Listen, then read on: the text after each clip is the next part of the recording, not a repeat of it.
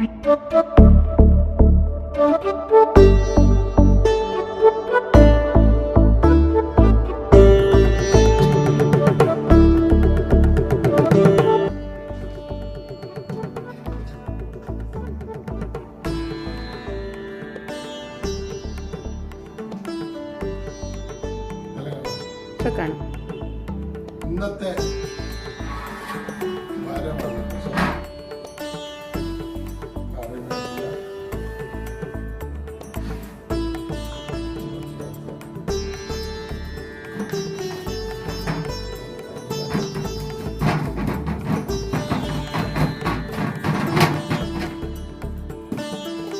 തോട്ടം കൊണ്ടുവന്നതാണ്.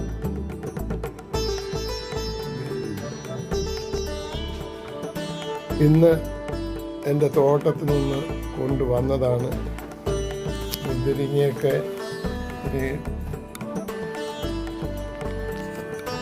അറുത്തുപോയി, എന്നാലും കുഴപ്പമില്ല. പപ്പായ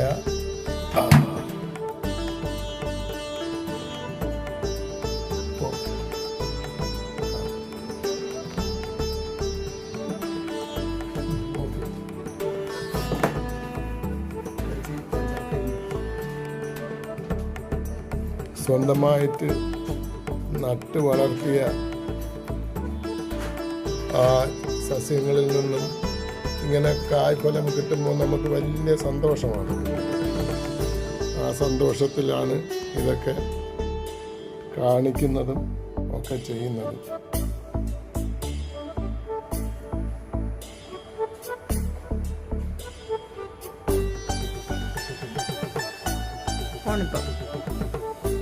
ചക്ക, പപ്പായ,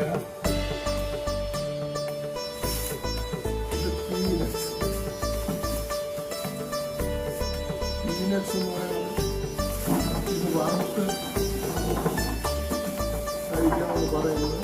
വ്യാഴാമ്പല് ഇഷ്ടംപോലെ രാവിലെയും വൈകുന്നേരത്തും വന്ന് പതുക്കെ വളരെ വ്യാഴാമ്പല് വൈകുന്നേരവും രാവിലെയും വന്ന് 3-4 എണ്ണം വന്ന് ഇഷ്ടംപോലെ ഇവിടെ വീഴുന്നു. അങ്ങനെ കഴിഞ്ഞ സീസണിലാണെങ്കിൽ ഒരു വരി വേഴാമ്പലുകൾ വരുന്നത്. ഇപ്പം 3-4 എണ്ണം രാവിലെ നേരം വെളുക്കുന്നതിനും ഇത്രയും അതുപോലെ തന്നെ സന്ധിക്കുന്നുണ്ട്. ഇനി ആ മുളക്, ആ ചെറിയ മുളക്, കാന്താരി മുളക്, ഇത് നട്ടതല്ല, പക്ഷെ അവിടെ കിടന്ന് ഒടിച്ചതാണ്. ഇന്നത്തെ സമ്പാദ്യമാണ് തോട്ടത്തിൽ നിന്ന് കൊണ്ടുവന്നത്. കറിവേപ്പിലയും കാരണം മറ്റു വളമോ ഒന്നും ഇടാതെ വളർത്തിയെടുത്ത കറിവേപ്പിലയാണ്.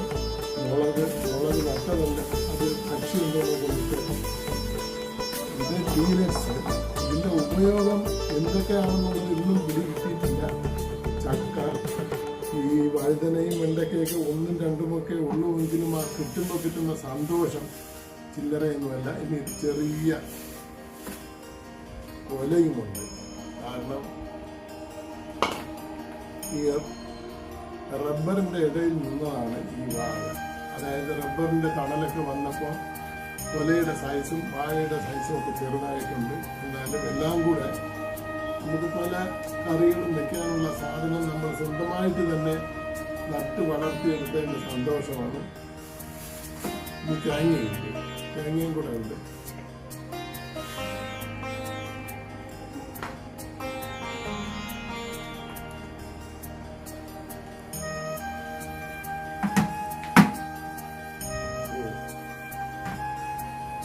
ശരി മതി. അങ്ങനെ വളരെ സന്തോഷം. ഇത്രയും മതി.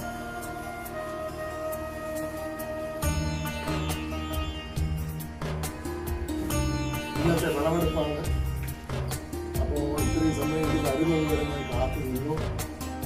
വളരെ സന്തോഷം. മുളക്, പീനട്സ് അത് വറുത്ത് കഴിക്കാൻ വലിയ കൊല. ഇന്നലെ വലിയൊരു കൊല ഉണ്ടായിരുന്നു, പക്ഷെ അത് കാറ്റത്ത് വീണു. അത് നല്ല പഴുത്ത് നല്ല രുചിയാണ്. അത് വിളയുന്നതിന് മുമ്പേ കിട്ടിയെങ്കിലും അത് പഴുത്തപ്പോൾ നല്ല രുചി.